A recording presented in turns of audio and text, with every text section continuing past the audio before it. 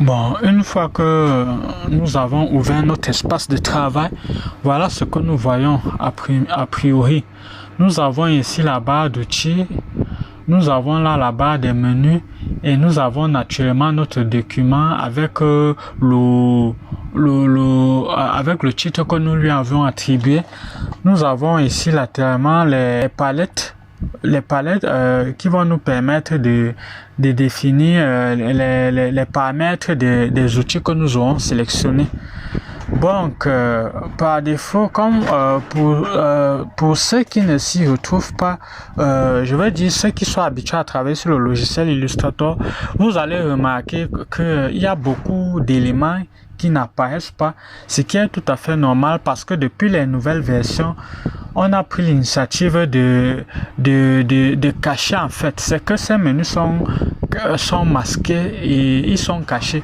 Pour les faire apparaître, nous pouvons venir soit par le menu fenêtre et en descendant juste en bas de ce menu, on a les différentes options que nous pouvons faire apparaître. Soit nous pouvons cliquer sur contour pour que la palette en fait contour apparaisse ici.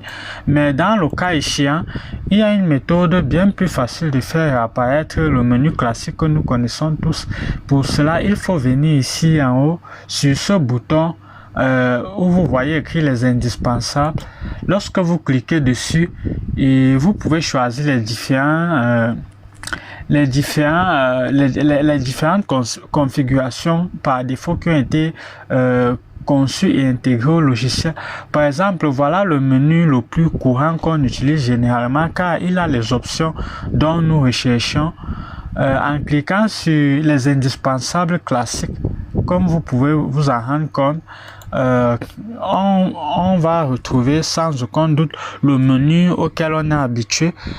Pour ceux qui travaillent, qui sont habitués à travailler dans les anciennes versions, eh bien vous pouvez ainsi venir retrouver vos menus et vos outils habituels sans avoir besoin d'aller les réafficher en passant par le menu fenêtre et en cliquant à chaque fois.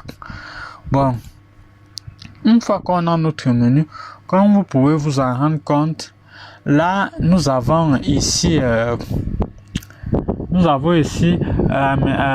les différents types de couleurs que nous pouvons choisir pour attribuer aux objets que nous allons créer et nous pouvons les donner des contours.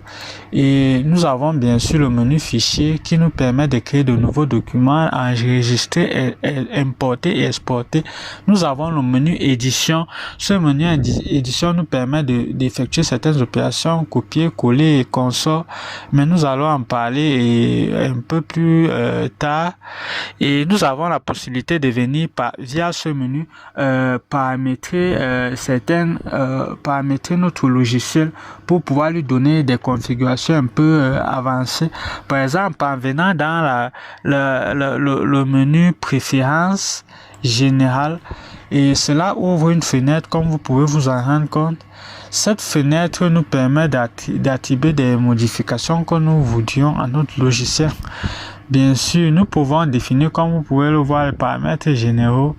Il y a l'incrément clavier, il y a inclinaison des axes et consorts, mais pour le moment, c'est pas très nécessaire. Nous allons laisser les paramètres tels qu'elles sont.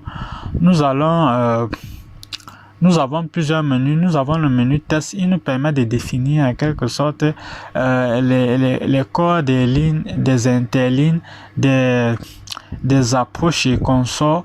Bon, ça, nous allons voir ça un peu plus tard.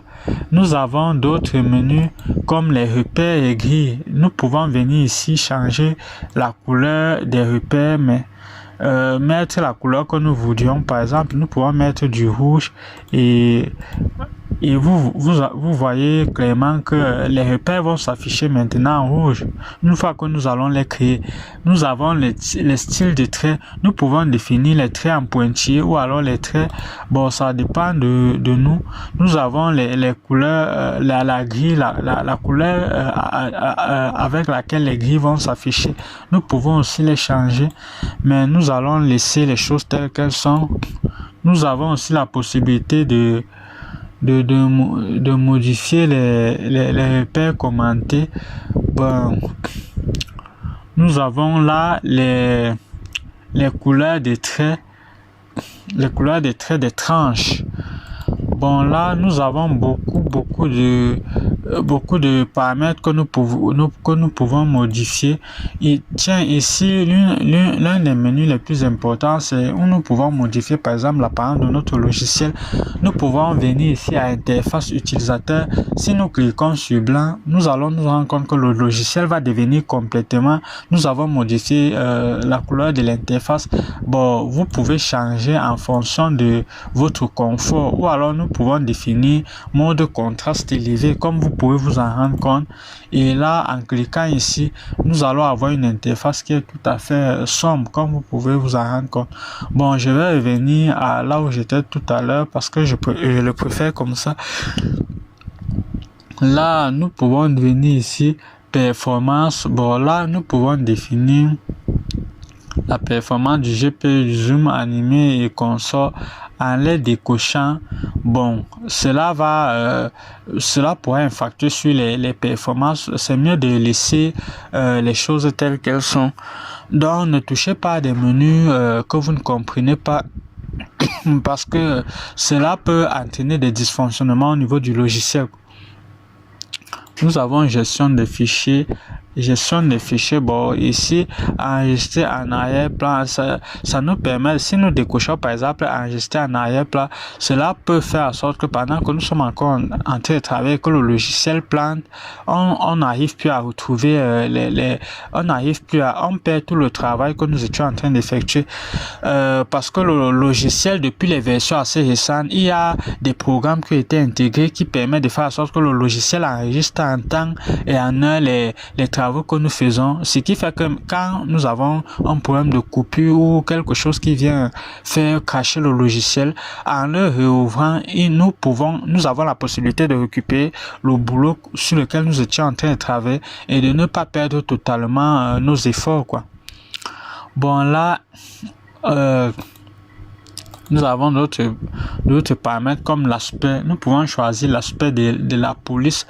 Bon, ici nous pouvons choisir un peu plus contrasté ou alors un peu moins. Bon, ça dépend de vous.